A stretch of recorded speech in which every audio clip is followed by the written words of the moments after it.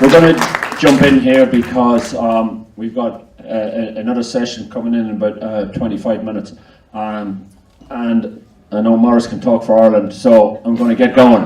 I'm going to ask Maurice a few questions, and then I'm going to give you guys an opportunity. Congratulations, Maurice. I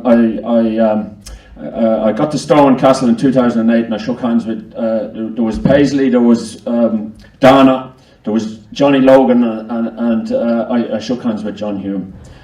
So he's a big, always been a major figure for me. Tell us what prompted you to start making this film, and how did you get it off the ground? Looks. So I'm not from that part. I'm not from Derry, but I'm from the border area, and I was always aware of John Hume, certainly, and I was aware of the troubles just growing up pretty close to the border area. I remember once I was still in school at the time, secondary school, and my English teacher breezing into the classroom one day and saying, you know, John Hume's just won the Nobel Prize for Peace, and added that an alum from the same school, Seamus Heaney, had won the Nobel Prize for Literature 3 years earlier. And my English teacher hastened to add that they still talk about their English teacher with great fondness. But anyway, I was aware of St. Colum's from then, really, and I got also interested in St. Colum's through, I mean, Eamon McCann doesn't feature so often in this film, but his comments are quite important, in my view. And when I was in college then, you know, that was the time of the Savile Tribunal into the Bloody Sunday massacre, and Eamon used to report ad infinitum in great detail about what was happening in that tribunal inquiry. So, fast forward a bit, I mentioned at the outset the Boys of St. Colum's story, that story about that school and that generation. And I always thought that, you know, when you go to school in Ireland, and I did history in school, and you learn about Irish history, it's 20, in my time anyway, it was 26 county Irish history. And then you learn a lot about European history, you might learn a little bit about British or American history, but that's it. You know, the North is the elephant in the room, which I found dramatic because it's, you know, so prominent in our lives, so prominent in the news reports and so on. And I thought that the way in which John Hume approached politics, and he always had an all-island mindset, I thought that was very interesting and inspiring, and I thought it was a great pity that it wasn't a bit more widely known. So I suppose a combination of all those factors, I started to work on a full-scale film on him. But as I got into it, people like Tip O'Neill, I found political figures like him, like Charlie Doherty, the congressman from Philly, who took such risks. I found that their stories were really intriguing, and again, really unknown. So the idea of making a film that would pull it all together some way was a challenge I wanted to undertake. How did you manage to get access to such a wonderful array of talent? So, Bill Clinton, Jimmy Carter, Tony Blair, John Major, and of course Bono. Well, Bono you could see in any, you know, Dublin Street, bus stop, you know, hey Bono. Not. He's been very busy, I believe, with world tours and with albums coming out. Songs of Innocence, Songs of Experience are both out recently. So it was very hard to get to some people, and for different reasons. It's public knowledge, I can say it. Jimmy Carter had been diagnosed with brain cancer.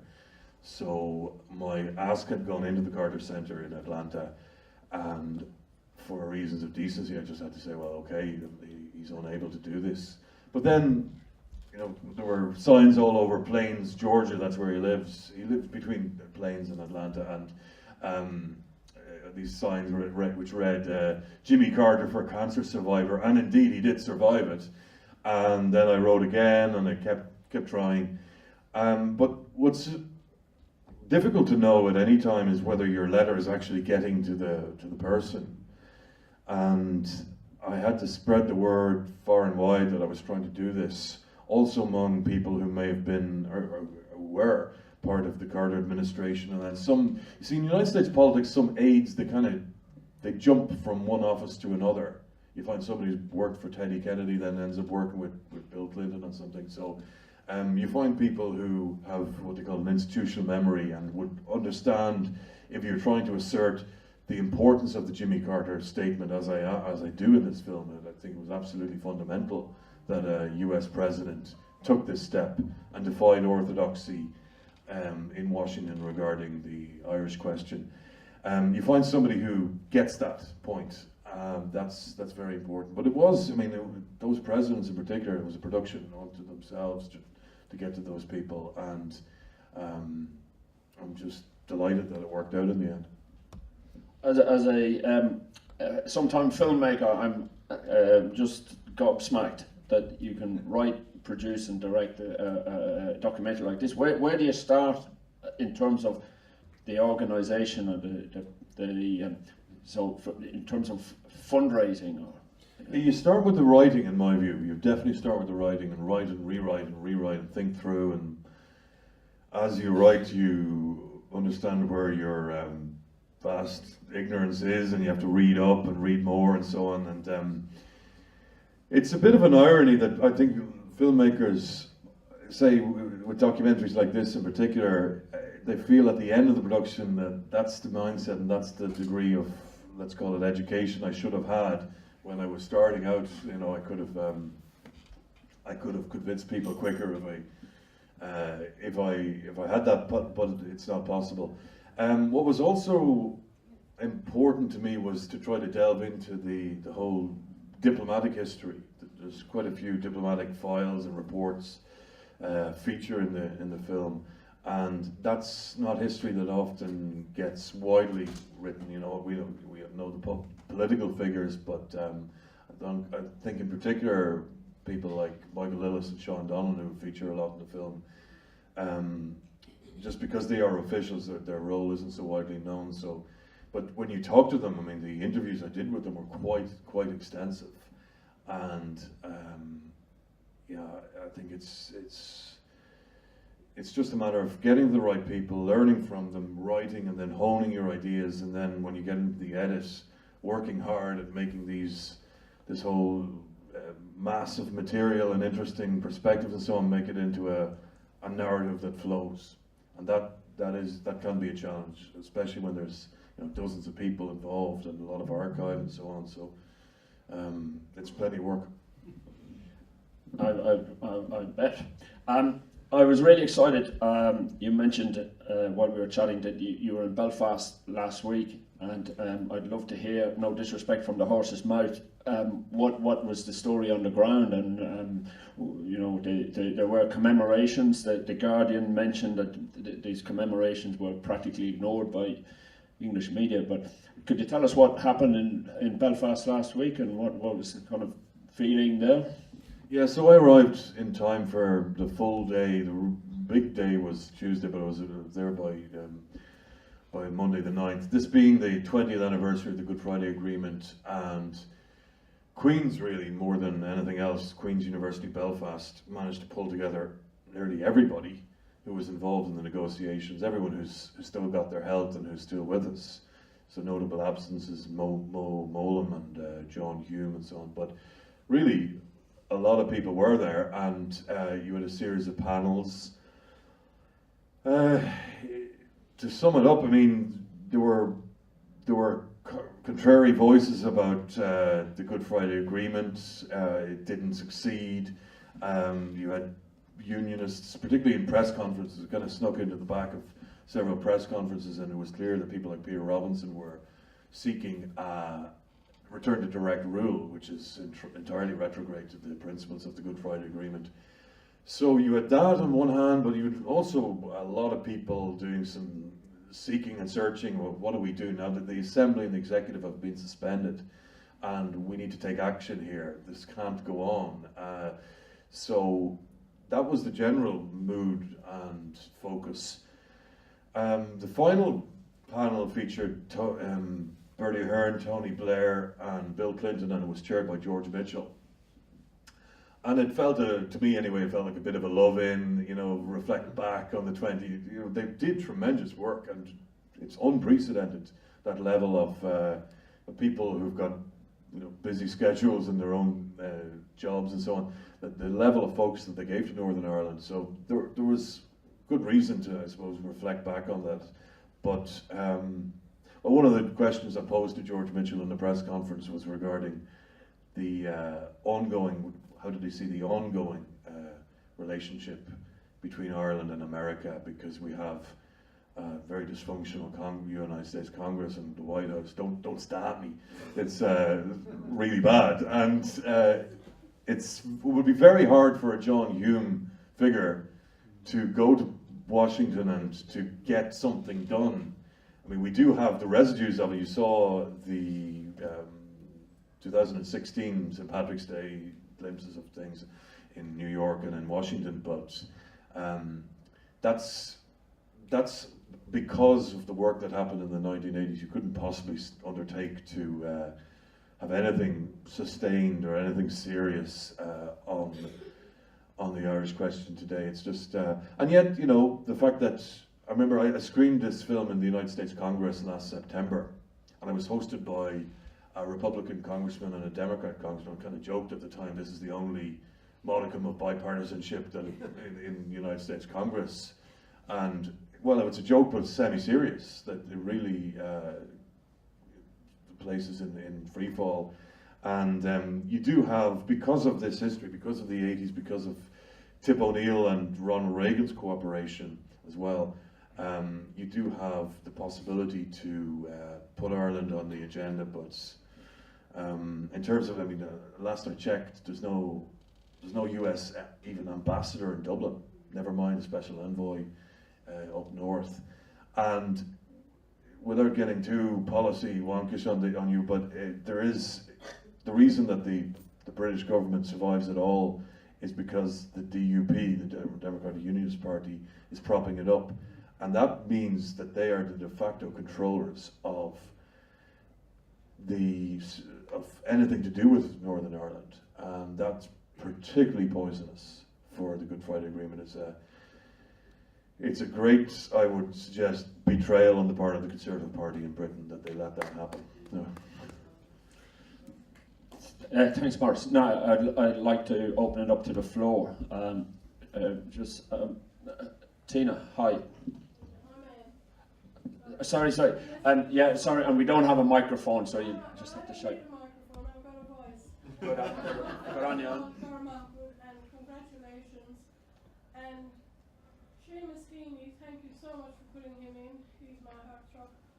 And also I've read all about what we've just seen, but I never saw this in a book. So congratulations and thank you. Well, thanks very much. If you want to see it. I'm from Radio Northern Beaches, and I do an Irish program on Saturday morning.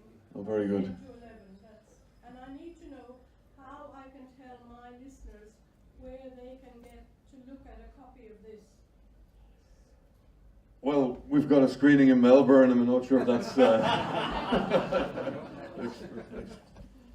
what's going to happen to the DVD or something? Yeah, it's yet to be seen, because it's still in the middle of what's called the theatrical window and festival run and so on. But it will have to go to DVD release, and so look out for it on, I don't know, the usual channel agencies or. We will publicise it through the Irish Film Festival website and Facebook when it comes out. Thanks. Yeah. And I should add, by the way, you'd never seen this in a book. Well, certainly this is a film, but Well, I have the book. Oh, you have the book? I've seen the book, yes. Very good. But it's much more realistic when you look at it Uh-huh. on the screen. Interesting, yeah. I wrote a book on this subject. I was just going to add that point, that because of the research and so on, I just said I'd put together a book, and it's on release in good bookshops these days. Hi. I'm not too far off the point here, but you mentioned one of your benefits was the connection with President Ronald Reagan and his Irish background. Now, it was briefly covered, but could you perhaps, if it's not too much of a position, allude to that? I mean, how far back, because he himself, according to your film, was unaware of his direct Irish connection. How far back, or how many generations had there been? I understand, for example, Kennedy, his father had been born in Ireland, I think it's correct, isn't it? Or his parents had been born in Ireland, so he was only one generation back. But Reagan was obviously some generations back that the family had been in America? Yeah, well, he traced, this is the story, kind of told, I had to cut aspects, but it's told by Sean Donnan, the ambassador in the film, that he found the records which kind of showed that the Reagan came from Ballyporeen and County Tipperary, because hitherto he had the notion that he came from England, because the boat sailed from Southampton. And it was, I'm not sure exactly how far it went back, to be honest. I'm sorry you've stumped me on that one, but it was more the case that there was some sort of mix-up with the records, and he went to Utah. Donlan, he went to, apparently the Mormons keep great records of family, so they're family people. Was there another question in the front? Hi. How long did it take to put together from start to end? Like, are you talking years? Yeah, it was years. It was years. I had the. So how long did it take to put the film together? It took years, but I should say as well, in the meantime, I did make another film on another subject, Brian Friel's Translations, in 2013.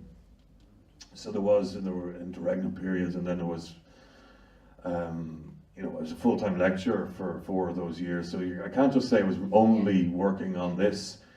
But in earnest, I really, when funding started to come, 2014, it was a dry period in 15, and then in 16, so on. It happened in fits and starts, and it's hard to, maybe, let's just say 3 years. It took about 3 years of hard work, and then I had to rush in a big way to finish the book to get it out in time for the film, so that was all happening in tandem as well.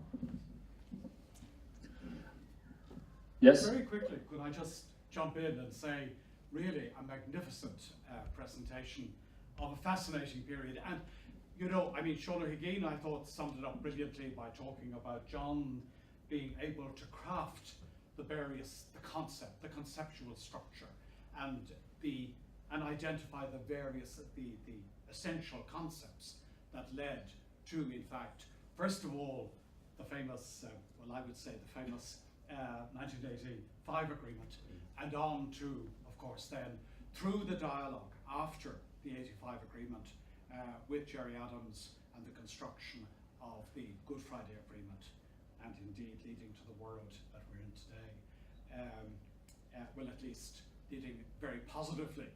I fully take your point on the problems that are being faced now. I also noticed that Jim Sharkey played a very important role with you in the construction.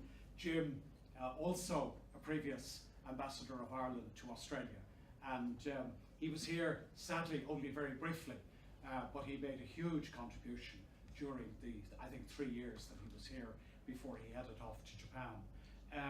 But I just simply wanted to say, as somebody who's involved on the ground in a number of the great initiatives, really congratulations on pushing. I found it quite emotional at times, to be quite frank, seeing so many of my old colleagues up on the screen. But thank you for putting it together. But also, just one final concept is to say, look, it's of ongoing validity, because it does tap into this very real concept that out of the forging of friendships, the development of relationships, wondrous things can happen. And as ambassador to a number of the countries of the Middle East, after I'd been in Australia, Northern Ireland kept coming back as indeed one of the great models that can be followed, that could be followed, hasn't yet been followed, but not just in the Middle East, but wherever conflict exists. I think you can look at that, and that's really, congratulations, it's really a magnificent portrayal. Thank you very much. Thank you very much. Thank you, Richard O'Brien, former ambassador. Any other questions? Hi, at the back. Hi, sorry, just one final question. Just say that was absolutely amazing. Obviously, it's very political in the piece of work, and everyone has a political view. How are you able to stay impartial in your views throughout making this? Well, I'll tell you what, I was screening in the Glasgow Film Festival in the middle of February, and in the course of the Q&A, somebody jumped up and asked, he demanded to know whether this had screened in Ireland. I said, yeah, it screened all over. It screened in, it had a cinema run and various film festivals. And then he demanded to know whether it had been characterized in the media as propaganda. No, well, nobody called it propaganda. I don't know if impartiality is possible, but it's certainly one of the kind of touchstones you want to keep always in mind.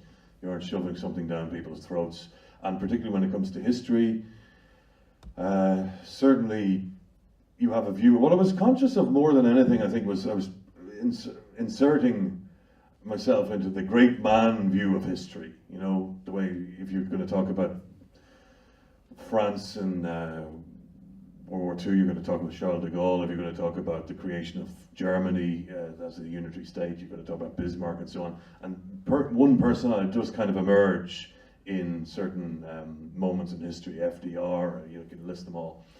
And at times when I was making the film, writing the book, I was aware that there were many others involved. I mean, I didn't hesitate at one moment when I came to launching the book in the north in Belfast to ask Seamus Mallon to launch the book. And to this day, I think he's 82 years old, but to this day his comments on the contemporary political landscape are crucially important. And yeah, so by choosing a focus, choosing a theme, choosing a person to follow, you're inevitably going down a certain path, but that does not in any way exclude other stories from being told. I think in our time, you're often asked, the word balance is thrown out all the time. How is you balance it this way, balance it the other way?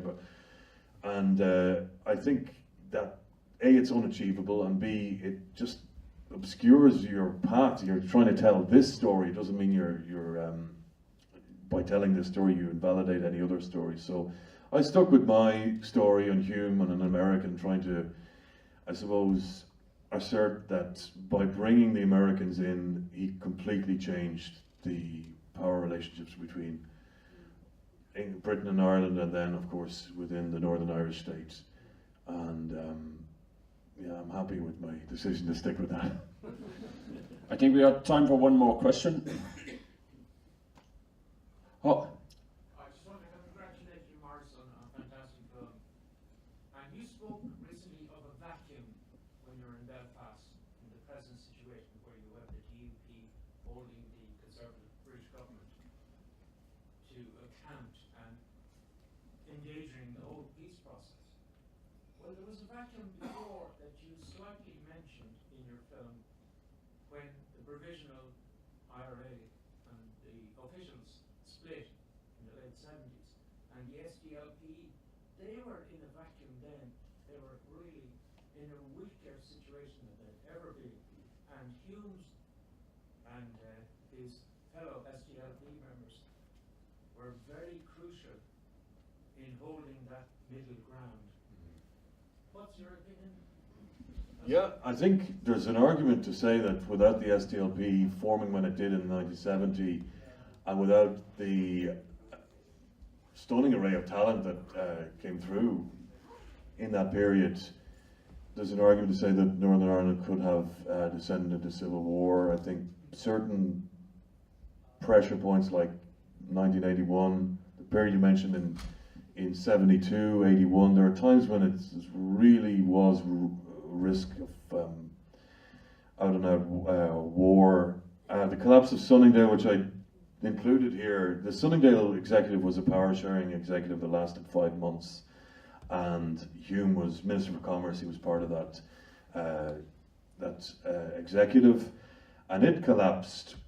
And I think that's one of the great missed opportunities in Irish history. People who are antagonistic to what I've just said, that sentence I just said, would be apt to tell you about small details that were absent then and present in the Good Friday Agreement, and I accept that. But what the overarching picture here is that a power sharing method of government was established, and it did work until it was pulled down by a combination of the Loyalist strike and Loyalist thuggery and the IRA's campaign. And then 20 years of violence and misery, we get back to a power sharing arrangement in Belfast. Border's still there. Frankly, very little has changed. So it's true that there was an evolution. I accept the point of the Anglo-Irish Agreement was crucially important, that Dublin and London had a very clear understanding of where they were going with the North. But Hume's statement, it's made here in the film, that he says, I believe that it's a tragedy to end this executive, and the people who pull it down will ultimately be the losers in this scenario. I think that's proven to be true. And yeah, the SDLP, although I'm not a party member, or I'm not a member of any party, I do think that they were crucially important all those years, because I think they gave nationalists who were being harried and harassed and who were victims of injustice, the SDLP gave those people a party to vote for, and people who would defend their rights. And without that, it is possible to consider the North to have been just descend from chaos into total catastrophe. Well, on that note, Jameson are having a whiskey tasting, and if you need a nip of whiskey after this, head down the stairs. Seriously, tomorrow night, Alex Gibney's No Stone Unturned shows the complexity of the Northern Ireland situation.